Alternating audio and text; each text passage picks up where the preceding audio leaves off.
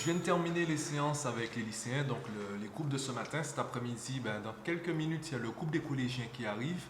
Et ce matin, j'expliquais aux lycéens, en fait, je revenais sur une phrase de Steve Jobs. Il disait qu'on ne peut pas relier des points vers l'avant. On peut uniquement relier des points vers l'arrière. Et j'ai tenté de leur expliquer ce que ça voulait dire. Et je pense que l'exemple le plus parlant, la métaphore la plus pertinente, c'est celle du GPS. Comment un GPS fonctionne? Quand tu ouvres un GPS, la première chose qu'il fait, c'est te localiser. Donc, identifier le point de départ. Ensuite, le GPS, bon, il attend. Et surtout, il te demande quel est ton point d'arrivée, quelle est ta destination. Donc, d'abord, point de départ, ensuite, point d'arrivée. Une fois que tu lui donnes la destination, le point d'arrivée, le GPS revient à ton point de départ et calcule l'itinéraire à suivre. Donc, il relie des points vers l'arrière. Il ne relie pas des points vers l'avant.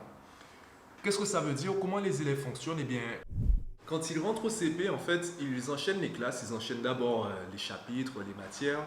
Puis ils rentrent en CE1, en CE2. Donc, ils vont en fait vers l'avant. Ils relient les points vers l'avant parce qu'ils n'ont pas vraiment d'objectif.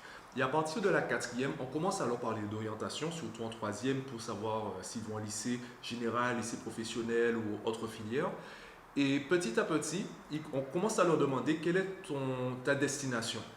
Et je trouve que c'est une erreur de croire que la destination, c'est le métier qu'ils veulent faire. J'en ai déjà parlé dans plusieurs vidéos, mais je pense qu'il est important de répéter le message et surtout de l'améliorer un peu plus à chaque fois. Pourquoi le métier n'est pas la destination? Ils ne peuvent pas vraiment visualiser le métier. Pourquoi un enfant de médecin a plus de chances de devenir médecin? C'est parce qu'il voit un médecin tous les jours, il voit un médecin au quotidien. Donc, il peut s'identifier à ce que ses parents vivent et il peut se dire, en fait, c'est exactement ce style de vie que je veux, donc je ferai en sorte de l'avoir. Après, bon, là, on parle de probabilité, on parle de chance. Ce n'est pas une science, ça ne veut pas dire qu'il sera médecin.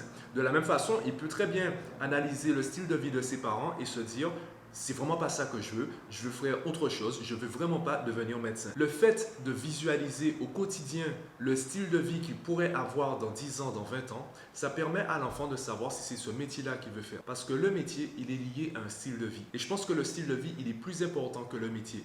Parce qu'à travers le style de vie, tu peux savoir déjà dans quel pays tu veux vivre, tu peux savoir également quel type de métier, ou du moins, quelle est l'approche que tu aimerais avoir dans ce secteur d'activité.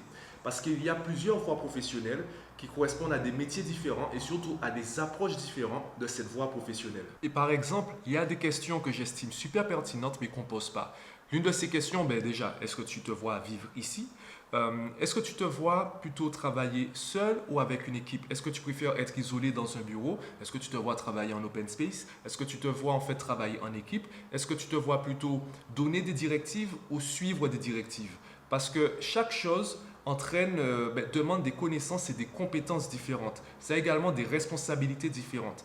Donc, les réponses à ces différentes questions te permettront de cibler de manière de plus en plus précise le métier qui te convient. Et faire cela, ça demande également de se connaître. Et justement, les enfants, ils apprennent à se connaître. Donc, lorsqu'on leur demande quel métier ils veulent faire demain, ils doivent déjà réfléchir à qui je suis, quels sont les métiers disponibles cette année, par exemple en 2020, et ensuite se demander est-ce que j'ai envie de faire ça. Mais dans ces trois questions, en fait, ils ont des réponses très floues. Donc, il vaut mieux passer par j'ai pratiquement envie de dire le chemin inverse, plutôt s'intéresser à qui je suis. Et une fois que j'ai isolé les caractéristiques que j'estime me présenter, eh bien là, je peux déterminer les voies professionnelles, les secteurs d'activité que j'estime me correspondre et petit à petit cibler un métier.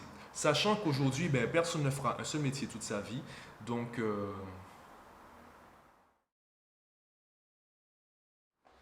aussi, j'ai des élèves qui terminent leur coaching, donc j'ai des places qui s'apprêtent à se libérer.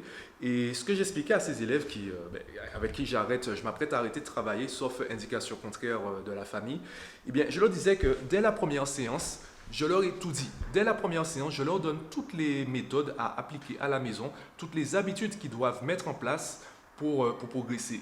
Et pourquoi en fait ils ont besoin de plusieurs semaines, voire de plusieurs mois avec moi pour progresser? C'est parce qu'ils ne les appliquent pas. Et pourquoi ils n'appliquent pas les conseils que je leur propose, que je leur partage?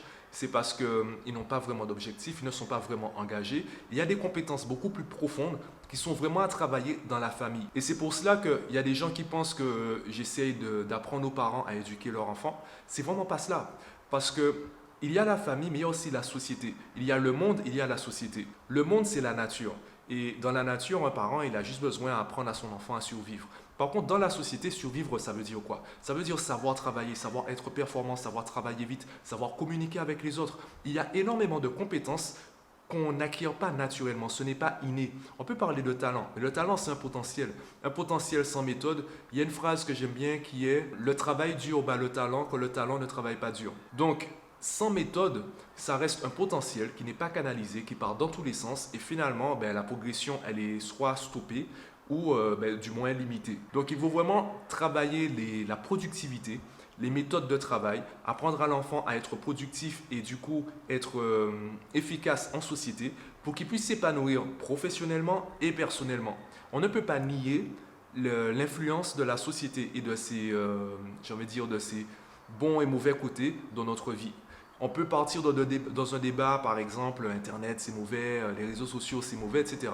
Sauf que aujourd'hui ça fait partie de notre vie.